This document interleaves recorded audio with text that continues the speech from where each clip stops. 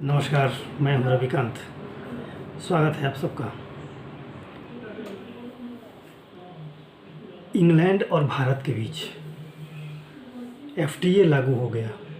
अभी आपको पता है कि प्रधानमंत्री मोदी अभी इंग्लैंड गए थे और वहाँ ये समझौता हुआ, फ्री ट्रेड एग्रीमेंट।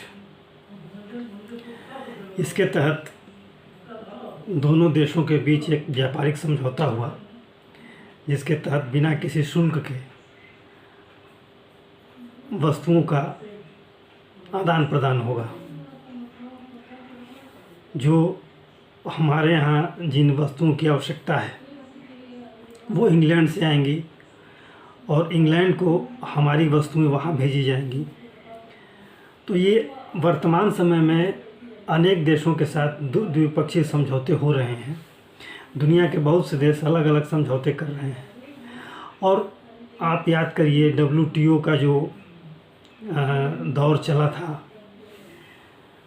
90 के दशक के आरंभिक वर्षों में, वो अब एक तरह से बेमानी सा लगता है।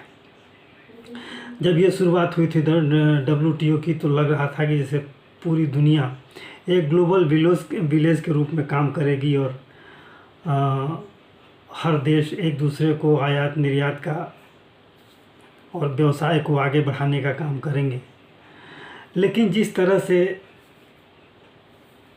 ये एक नया ट्रेड का ये चलन बढ़ा है, दो देशों के बीच द्विपक्षीय वार्ता, द्विपक्षीय संबंध, इससे अनेक तरह की संभावनाएं बढ़ती हैं। दोनों देशों में निवेश बढ़ता है। दोनों देशों के जो उद्योगपति हैं वो एक दूसरे के देशों में उद्योगों में निवेश करते हैं। अब जैसे भारत से कुछ चीज़ें निर्यात की जानी है अगर इंग्लैंड में, तो बहुत सी चीज़ें हैं जो यहाँ से, जैसे खाद्य पदार्थ हैं, अनाज हैं, उनका निर्यात हो सकता है।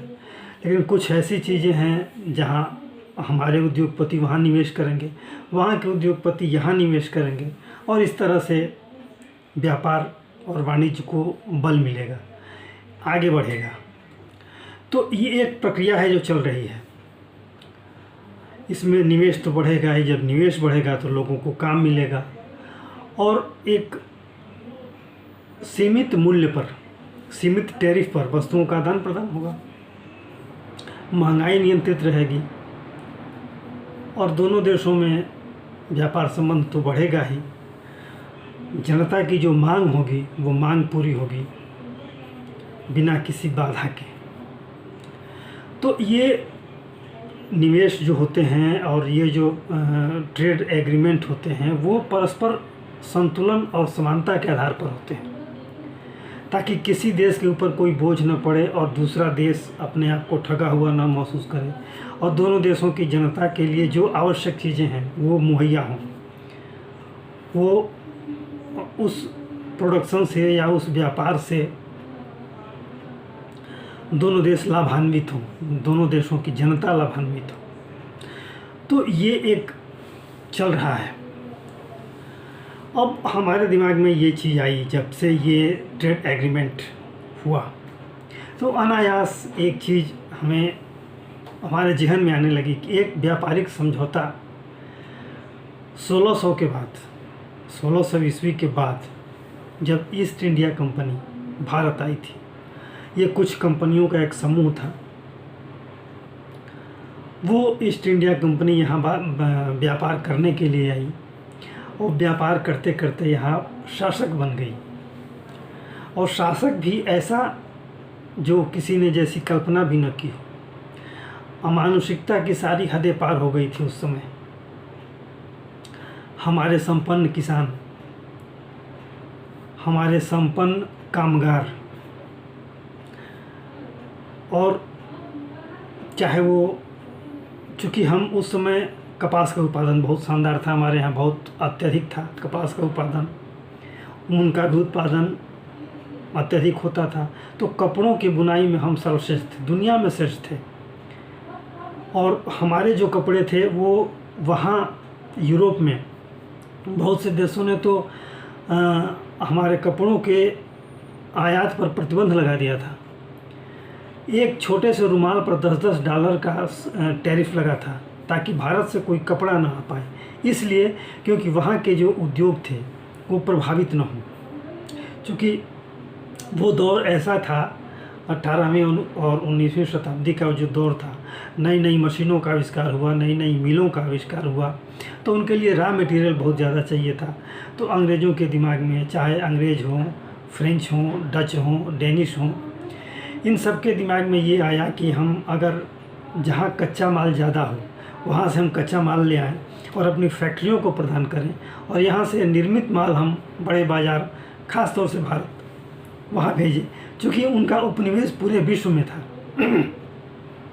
जिसकी वजह से उन्हें माल खपाने में कोई दिक्कत नहीं थी। तो एक वो एग्रीमेंट था। आप उस दौर के जो गवर्नर जनरल यहाँ रहे हैं या वायसराय रहे हैं, उनके बीच जो पत्रों का आदान प्रदान है, आप उनको पढ़िए अगर, तो उससे पता चलेगा कि वो किस प्लानिंग के साथ यहाँ के उद्योगों को बर्बाद किए, यहाँ के काम धंधों को बर्बाद किए। और ये अपने पत्रों में उन्होंने लिखा है, अंग्रेज़ों ने लिखा है कि हमारी इच्छा है कि यहाँ के खेतों में, यहाँ के मैदानों में, यहाँ के कामगारों की हड्डियाँ बिखरी मिलें। यानी हम यहाँ से कच्चा माल ले जाएं और निर्मित माल यहाँ ले आएं, ताकि यहाँ के जो रोज़गार हैं वो ध्वस्त हो जाएं, यहाँ के जो काम धंधे हैं वो ध्वस्त हो जाएं, और यहाँ के किसान, यहाँ के कामगार, यहाँ के मज़दूर बिल्कुल भूखमरी का शिकार हो जाएं। और ये हुआ भी। तो इन दौरों से भारत आगे निकला है। तो एक वो दौर था, भारत की आवश्यकता उस समय भी थी लोगों को, प्रासंगिकता भारत की जो थी वो सदियों से रही है और आज भी रही है, आज भी है। हर देश भारत की तरफ मुंह देख रहा है, भारत का मुंह देख रहा है, भारत का चेहरा देख रहा है, भारत से व्यापार करने को उत्सुक है। हर क्षेत्र में भारत से अनेक स्तर पर समझौते करने को तैयार है। तकनीक के क्षेत्र में, सैन्य क्षेत्र में, शिक्षा के क्षेत्र में, व्यापार वाणिज्य के क्षेत्र में, स्वास्थ्य के क्षेत्र में। यही है कि जब बेहतर व्यक्ति के हाथ में देश का नेतृत्व होता है, देश की बागडोर होती है, तो वो देश जिस तूफ़ानी गति से आगे बढ़ता है और जिस सक्षमता के साथ अपनी उपस्थिति दर्ज कराता है वैश्विक धरातल पर, वो स्मरणीय होता है। और वही ये आज का वर्तमान है। आज का जो शासन है इस देश में वो योग्य हाथों में है, ये पूरी दुनिया मान रही है। तो उस प्रासंगिकता पे हमें याद आ रहा है कि आज हर देश भारत से समझौते करना चाहता है, ताकि हमें भारत जैसा बड़ा बाज़ार मिले, भारत जैसे सक्षम लोग मिलें, योग्य लोग मिलें और श्रम सस्ता मिले। हमारे यहाँ बेहतरीन भारत से बेहतरीन इंजीनियर मिलें, भारत से बेहतरीन डॉक्टर मिलें, और भारत से बेहतरीन व्यापारिक विशेषज्ञ मिलें, मार्केटिंग के विशेषज्ञ मिलें, और अनेक तरह के भारत से शिक्षाविद मिले। तो इस तरह के समझौते हो रहे हैं। तो प्रासंगिकता तो आज से 1000 साल पहले भी थी, आज से 200 साल पहले भी थी, और प्रासंगिकता भारत की आज भी है। लेकिन तब की प्रासंगिकता में आज की प्रासंगिकता में अंतर है। तब प्रासंगिकता थी कि भारत का जो अधिशेष उत्पादन है, भारत की जो संपदा है, उसे हम ग्रहण करें, किसी भी माध्यम से वो हमारे पास आए और हम उसका उपभोग करें। और ऐसा हुआ भी। पूरा यूरोप या पश्चिम के अनेक देश, अरब के देश, मध्य एशिया, उत्तर एशिया और अन्य देश जो हैं, चाहे वो एशियाई हों चाहे यूरोप के हों, भारत से जो धन संपत्ति की लूट हुई पूरी दुनिया में, और उन देशों में जो संपन्नता आई भारत के धन से आई, भारत के ज्ञान विज्ञान से आई, भारत की शैक्षिक विरासत से आई। और उसके बाद अब का जो दौर है, लोग भारत की तरफ फिर आ रहे हैं नई उम्मीदों के साथ, नई अपेक्षाओं के साथ। इसलिए आ रहे हैं कि वो उनका वजूद बचा रहे, वो समृद्धि बची रहे, संरक्षित रहे, क्योंकि आज भी भारत के पास विद्वता है और अच्छे विशेषज्ञ हैं और बहुत बड़ा बाज़ार है।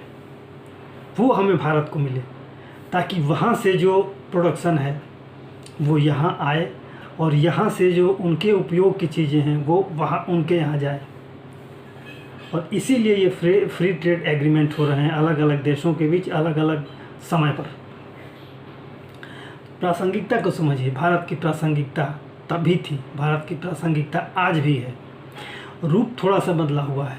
पहले उन देशों की अपेक्षा थी कि हम भारत से धन ले जाएं, आज अपेक्षा है कि हम भारत में धन लगाएं, भारत में धन का निवेश करें,